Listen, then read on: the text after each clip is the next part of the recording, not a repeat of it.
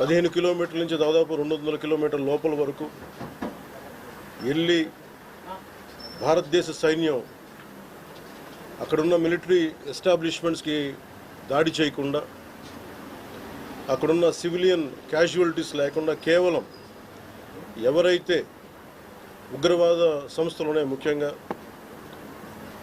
ఈ 3 సంస్థల మీద ప్రత్యేకించి దాడులు జరపడం, వాటిని ధ్వంసం చేయడం నిజంగా ఇది భారతదేశం ప్రతి ఒక్కరూ హర్షించదగ్గ విషయం. ఎందుకంటే 90s నుంచి కూడా కశ్మీర్ అనేది మనకి ఎప్పటి నుంచో Kashmir is an integral part of our nation, as undeniable fact అది. కానీ ప్రత్యేకించి ఈ ఉగ్రవాద మూకలు, పాకిస్తాన్ ప్రేరేపిత ఉగ్రవాద మూకలు, ఇది 90లో కూడా ఇలాగే కశ్మీరీ హిందూస్ని కశ్మీరీ పండిట్స్ని చంపేశారు. ఇట్లాగే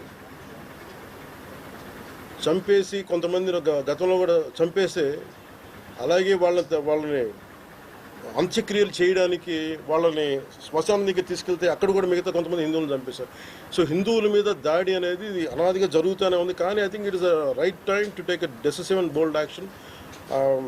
it's a commendable job done by our army personnel and defense personnel, and we have to appreciate them.